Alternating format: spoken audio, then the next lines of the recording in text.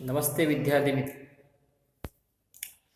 ધોરણ 6 સામાજિક વિજ્ઞાનમાં આપણે ગુપ્ત સમ્રાટો વિશે માહિતી પ્રાપ્ત કરી, એમના જીવન વિશે માહિતી પ્રાપ્ત કરી, એમને કયા પ્રકારે શાસન કર્યું એ પ્રકારની માહિતી આપણને મળી. આજે આપણે ગુપ્ત યુગનું એ સુવર્ણ યુગ જે કહેવાતો હતો એના પાછળનું કારણ શું એ જે આજે આપણે જોવા જઈ રહ્યા છીએ. તો ચાલો જોઈએ ગુપ્ત યુગની વિવિધ સ્થિતિઓ જે છે એના વિશે આપણે જોઈશું. તો સૌથી પહેલું છે ગુપ્ત યુગની આર્થિક સ્થિતિ. ગુપ્ત યુગ આર્થિક પરિસ્થિતિમાં ભારતનો સુવર્ણ યુગ હતો. એટલે આર્થિક રીતે જે નાણાકીય રીતે કહી શકાય આપણે, એ આર્થિક રીતે ભારતનો સુવર્ણ યુગ એ ગુપ્ત યુગ હતો. ખેતી, આંતરિક વેપાર અને આંતરરાષ્ટ્રીય વેપાર ખૂબ વિકસ્યો હતો. કેમ સુવર્ણ યુગ હતો? એનું કારણ છે કે ખેતી ખૂબ સારા પ્રમાણમાં થતી હતી. આંતરિક વેપાર એટલે દેશ વિદેશો સાથે વેપાર અને દેશ વચ્ચે, દેશની અંદર અને આંતરરાષ્ટ્રીય વેપાર એનો ખૂબ વિકાસ થયો હતો. વિશિષ્ટ ખેત પદ્ધતિઓમાં વાર્ષિક, ત્રિવાર્ષિક અને પંચવાર્ષિક ખેત પદ્ધતિઓ જોવા મળે છે. અને જે વિશિષ્ટ કહી શકાય એ ખેત પદ્ધતિ છે એમાં વાર્ષિક એટલે વર્ષ દરમિયાન લેવાતી ખેતી, ત્રિવાર્ષિક 3 વર્ષે ને કરાતી ખેતી, પંચવાર્ષિક આ પ્રકારની ખેત પદ્ધતિઓ એ ગુપ્ત યુગમાં જોવા મળે છે. ઉત્તર ભારતમાં ઘઉં, ચોખા, ગાંધારમાં શેરડી, કાશ્મીરમાં દ્રાક્ષ અને કેસર તથા કામરૂપમાં નાળિયેર થતા. ઉત્તર ભારત જે હતું એમાં અલગ અલગ પ્રકારે પાકો થતા. એમાં ઉત્તર ભારતમાં ઘઉં ચોખાની ખેતી થતી. એ પ્રકારે ગાંધાર એટલે અત્યારનું અફઘાનિસ્તાન, એમાં શેરડીની ખેતી થતી. કાશ્મીરમાં દ્રાક્ષ અને કેસરની ખેતી થતી. એ રીતે કામરૂપમાં એટલે આસામમાં નારિયેળની ખેતી થતી. બંગાળમાં પુષ્કળ પ્રમાણમાં ચોખા થતા અને બંગાળમાં એ ચોખા ખૂબ મોટા પ્રમાણમાં થતા હતા. ગુજરાતમાં અને સિંધમાં કપાસનો પાક અને બંગાળમાં રેશમનું ઉત્પાદન થતું. ગુજરાત અને સિંધ એટલે અત્યારે જે પાકિસ્તાનનો પ્રદેશ છે એમાં કપાસની ખેતી થતી અને બંગાળમાં રેશમનું ઉત્પાદન એ થતું હતું.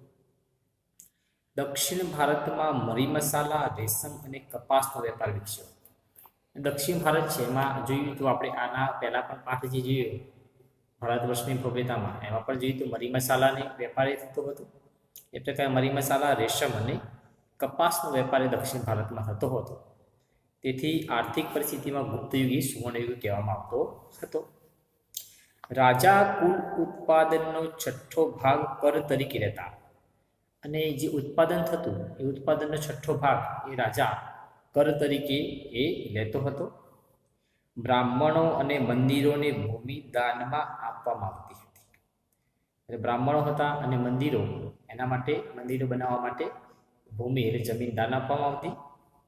આંતરરાષ્ટ્રીય વેપાર એ ગુપ્ત યુગની વિશેષતા હતી.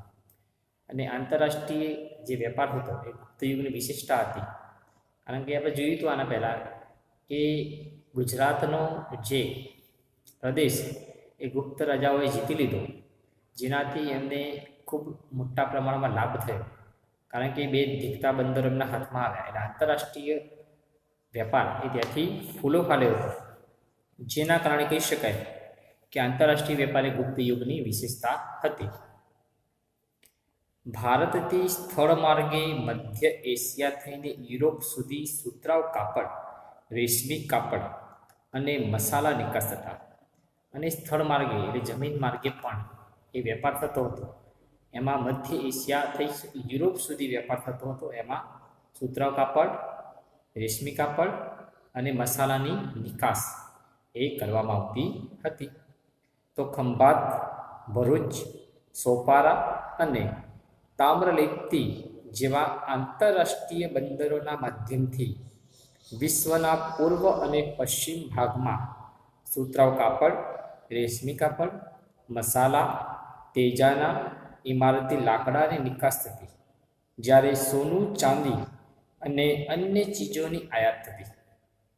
તો આપણે જોયું હતું કે ખંભાત છે, ભરૂચ છે, સોપારા છે, કામરાલેથી, આ બધા જે બંદરો હતા એ બંદરોના માધ્યમથી વિશ્વના પૂર્વ અને પશ્ચિમ એ બંને ભાગમાં ભારતમાંથી સુતરાઉ કાપડ જતું હતું, રેશમી કાપડ, મસાલા, તેજાના, ઇમારતી લાકડા વગેરેની નિકાસ થતી, અને સામે સોનું, ચાંદી એની આયાતો થતી હતી. તો આ થઈ આર્થિક સ્થિતિની બાબત. એના પછી બાબત છે ધાર્મિક સ્થિતિ. કેવી ગુપ્ત યુગમાં ધાર્મિક સ્થિતિ કેવી હતી? તો ગુપ્ત યુગમાં હિન્દુ ધર્મ અને સંસ્કૃતિ પૂર્ણ કળાએ ખીલેલા જોવા મળે છે. હિન્દુ ધર્મ અને હિન્દુ સંસ્કૃતિ એનો પૂર્ણપણે વિકાસ એ પૂર્ણપણે ખીલેલા આ ગુપ્ત યુગ દરમિયાન આપણને જોવા મળે છે. ગુપ્ત સમ્રાટો વૈષ્ણવ ધર્મને રાજ્ય ધર્મનો દરજ્જો આપતા. એટલે વૈષ્ણવ ધર્મ એટલે વિષ્ણુ ભગવાનને પૂજા અર્ચના કરવાવાળા લોકો જે હતા, તો એ જે ધર્મ પાળતા હતા એને રાજ્ય ધર્મનો દરજ્જો એમને આપ્યો હતો. પરિણામે વિષ્ણુ, તેમના અવતારો શ્રીરામ અને શ્રી કૃષ્ણ આ સમયમાં મહદઅંશે પૂજાતા. તો સ્વાભાવિક છે કે વિષ્ણુ ભગવાન અને વિષ્ણુ ભગવાનના જે અવતારો છે એમની પૂજા અર્ચના આ સમયમાં વધારે થતી હશે. એમાં શ્રી કૃષ્ણ અને શ્રીરામ જે વિષ્ણુ ભગવાનના અવતાર છે એમની પૂજા અર્ચના વિશેષ પ્રમાણમાં થતી હતી. લક્ષ્મી દેવી તરીકે બહુ જ ખ્યાત થયા. લક્ષ્મી દેવી હતા એ પણ ખૂબ પ્રખ્યાત થયા હતા.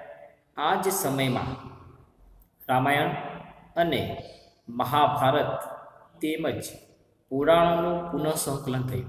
અને આ જે સમય હતો એમાં રામાયણ અને મહાભારત હિન્દુ ધર્મના જે ગ્રંથો કહી શકાય એ ગ્રંથોમાં રામાયણ અને મહાભારત એ ખૂબ પૂજનીય છે. તો આ રામાયણ અને મહાભારત છે અને પુરાણો એનું પુનઃસંકલન આ ગુપ્ત યુગમાં એ થયું હતું. શ્રીમદ ભગવદ્ ગીતા આ સમયે ખૂબ મહત્વપૂર્ણ ગ્રંથ બન્યો. અને ભગવદ્ ગીતા જે કે છે એ હિન્દુ ધર્મનો પવિત્ર ગ્રંથ એ ભગવદ્ ગીતા એ આ સમયમાં ખૂબ મહત્વપૂર્ણ ગ્રંથ બની રહ્યો હતો. વૈષ્ણવ ધર્મની જેમ જ શૈવ ધર્મ પણ ગુપ્ત કાળમાં વિકસ્યો હતો. તો વૈષ્ણવ ધર્મની સાથે સાથે શૈવ ધર્મ એટલે શિવ ભગવાન, શંકર ભગવાનની પૂજા અર્ચના કરવાવાળા લોકો એ પણ આ સમયમાં હતા. તો શૈવ ધર્મ પણ ગુપ્ત યુગમાં એનો વિકાસ થયેલો જોવા મળે છે. દક્ષિણ ભારતમાં શૈવ સંતો એમાં નાયનાર કહેવાતા. દક્ષિણ ભારત હતો એમાં જે શંકર ભગવાનના જે માનનારા હતા એમાં જે શૈવ સંતો હતા એ નાયનાર તરીકે ઓળખાતા, જ્યારે વૈષ્ણવ સંતો એ આલવાડ તરીકે ઓળખાતા હતા. મહિષાસુર મર્દિની એટલે કે દુર્ગાની પૂજા પણ પ્રચલિત થઈ હતી. સૂર્ય અને કાર્તિકેયની પૂજા પણ પ્રચલિત થઈ હતી. તો આ બધા લોકો જે છે દેવી દેવતાઓ એમની પૂજા અર્ચના એ સમયે થતી હતી. ગુપ્ત યુગમાં બૌદ્ધ ધર્મ અને જૈન ધર્મનો પણ વિકાસ થયો હતો. વૈષ્ણવ ધર્મ, શૈવ ધર્મની સાથે સાથે જૈન અને બૌદ્ધ ધર્મનો પણ વિકાસ આ ગુપ્ત સમયમાં થયો હતો. સમુદ્રગુપ્ત બૌદ્ધ ધર્મનું સંરક્ષણ હતું. એ સમુદ્રગુપ્ત હતો એને બૌદ્ધ ધર્મ છે એને રક્ષણ આપ્યું એટલે બૌદ્ધ ધર્મનું સંરક્ષક એ સમુદ્રગુપ્ત હતો. બૌદ્ધ ધર્મના મહાયાન અને હિનયાન પંથ વિકસ્યા હતા. અને બૌદ્ધ ધર્મ છે એમાં બે પંથ હતા, એમાં મહાયાન અને હિનયાન આ બે પંથ છે એનો વિકાસ થયો હતો. તો આપણે જોયું ધાર્મિક સ્થિતિ. ધાર્મિક સ્થિતિમાં અલગ અલગ દેવી દેવતાઓની પૂજાઓ થતી હતી.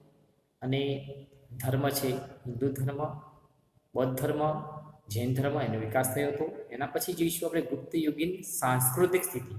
સાંસ્કૃતિક સ્થિતિ કેવી હતી? ગુપ્ત યુગ સાંસ્કૃતિક રીતે ભારતનો સુવર્ણ યુગ હતો. એ સાંસ્કૃતિક રીતે ભારતનો સુવર્ણ યુગ એ ગુપ્ત યુગ હતો. આ યુગમાં અનેક નવી ભાષાઓ ઉત્પન્ન થઈ હતી. અને નવી નવી ભાષાઓ એ ઉત્પન્ન આ સમય દરમિયાન થઈ હતી. કાલિદાસ, સ્કંધસ્વામી, હરિસ્વામી અને રાણી વિજયા તથા આર્ય સૂર આ સમયના મહત્વના સાહિત્યકારો હતા. તો આ ગુપ્ત યુગ દરમિયાન જે મહત્વના સાહિત્યકારો થયા એમાં કાલિદાસ થયા, સ્કંદસ્વામી થયા, હરિસ્વામી થયા, રાણી વિજયા અને આર્યસૂર એ મહત્વના સાહિત્યકારો હતા. આ સર્વમાં કાલિદાસ સર્વશ્રેષ્ઠ હતા. આજે પણ કવિ કાલિદાસે કરેલી રચના એ આજે પણ વિશ્વનું એક શ્રેષ્ઠ નાટક, વિશ્વનું એક શ્રેષ્ઠ સાહિત્ય આજે પણ એ કહેવામાં આવે છે. તો આ બધામાં સર્વશ્રેષ્ઠ એ કવિ કાલિદાસ હતા.